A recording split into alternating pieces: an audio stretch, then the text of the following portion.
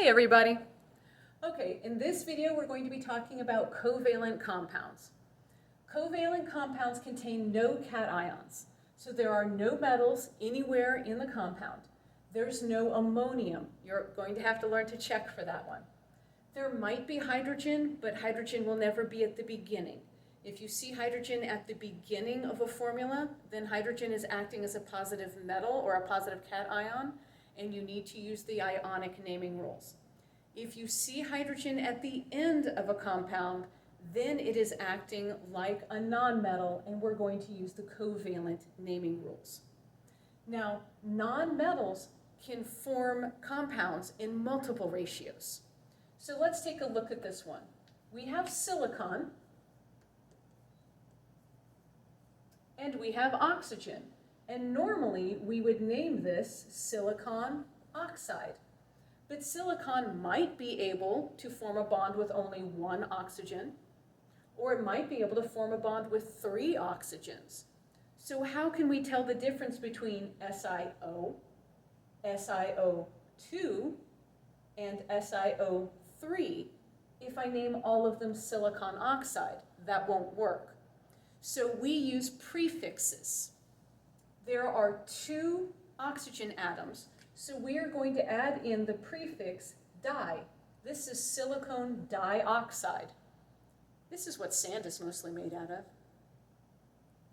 NF3. N, that's nitrogen. That's easy. F, fluoride. But how many fluorides? 3 of them. The prefix for 3 would be tri. This is nitrogen trifluoride. Let's look at our third one. N2F4. That would be dinitrogen tetrafluoride.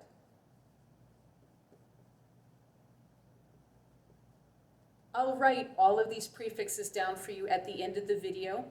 You should have also gotten them in class. Let's look at this one. Carbon. There's only 1 oxygen. You need to say that. The prefix for 1 is mon or mono. This is carbon monoxide. Most of you have heard about this. This is very toxic. You need to be aware of it. You need to use a prefix for the second element every time, no matter what it is. If there's only 1, you need to say that. If it's 2, you need to say that. You need to use a prefix for the first element, with the exception if the prefix would be mono, you can leave mono off. But you have to use any other prefix, di, tri, tetra. You can only leave off mono only if it's on the first element.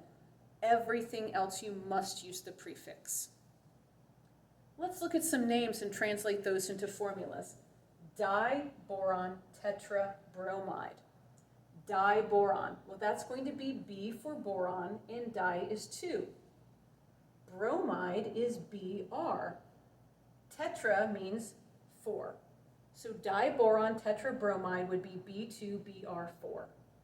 Carbon dioxide. You've heard of that one. We breathe that out. That would be C dioxide.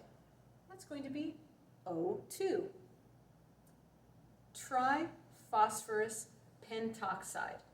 Phosphorus is P and triphosphorus is P3. Pentoxide, that means O5. So for each step, the prefix tells you the number, and then the name tells you which element we're dealing with. Let me go ahead and give you those prefixes. Most of these are pretty easy, and you're probably familiar with a lot of them. The prefix for 1, let me get a better marker. The prefix for 1 is mono. The prefix for 2 is di. This is not the best marker I could be using either. The prefix for 3 is tri. 4 is tetra. Whoops, I misspelled that. If you've ever played the game Tetris, it's named Tetris because every shape in the game is made out of exactly 4 blocks. Google it after I'm done with this. Okay, 5 is penta. You know what a pentagon is. You've encountered that before. All right, 6, hexa. Again, you know what a hexagon is. You're not going to run into 7 very often at all, but that is septa. 8, octo or octa. Nobody is surprised by that one. 9 is nova or novum. Again, you almost never run into that. And then the last one, you do see 10s, but it's very rare, and that is deca. All right, just a quick recap. Covalent compounds contain no cations.